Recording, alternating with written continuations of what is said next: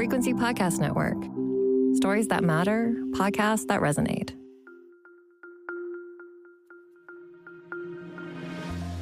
Another medal for Team Canada at the Winter Olympics and morning after reaction to Super Bowl 60.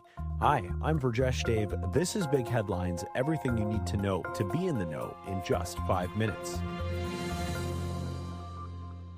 The 2026 Winter Games began with a vibrant opening ceremony featuring performances from Mariah Carey and Andrea Bocelli, who brought the stadium of 70,000 people to its feet with a stunning performance. Mikhail Kingsbury and Marielle Thompson carried this country's flag, and the opening ceremonies ended with the traditional lighting of the cauldrons, one at the main site in Milan and the other in the mountains of Cortina. Now, the Olympic torch is lit and competition is officially underway across Italy.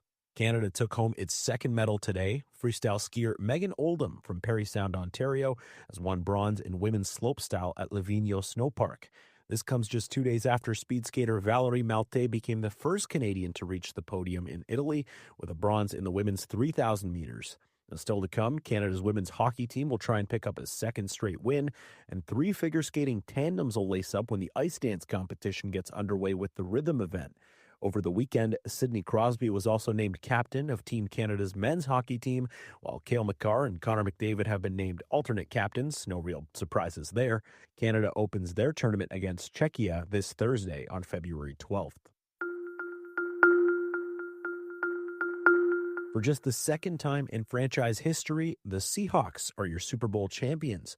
Seattle dominated New England yesterday, keeping the Patriots off the scoreboard until the fourth quarter for a final of 29-13. The game featured many standout musical performances, including an historic halftime show by Bad Bunny and some surprise guests.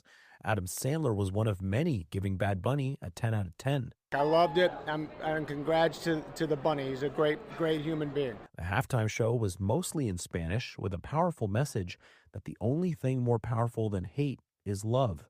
It had Lady Gaga and Ricky Martin as special guests, and celebrities, including Pedro Pascal and Jessica Alba, making surprise appearances on the field.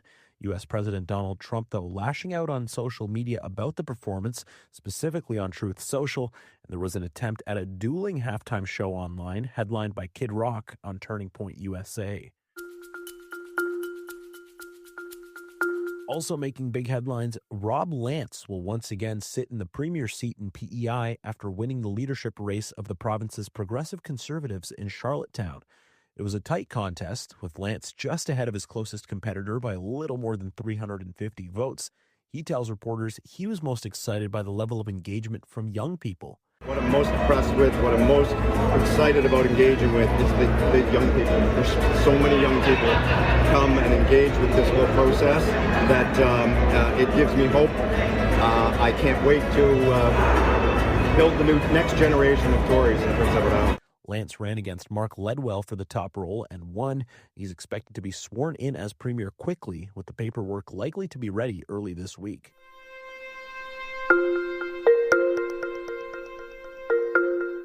The Southern Alberta Mustangs played in a memorial game for 3 of their players last evening. Caden Fine, J.J. Wright, and Cameron Casoro died in a fatal car crash last Monday while heading to practice in Stavely, Alberta. Taden Perkins is a winger for the Mustangs junior hockey team and spoke ahead of last night's benefit game. It's definitely not going to be easy, but I think we're all going to decide to stick it out for the 3.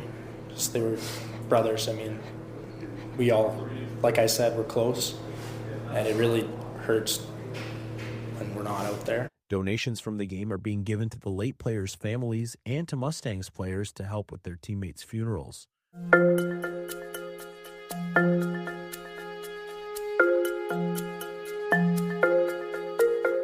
The Prince and Princess of Wales are deeply concerned about revelations in the Epstein files. That's according to a spokesperson for Kensington Palace, who says the royal couple's thoughts are with the victims.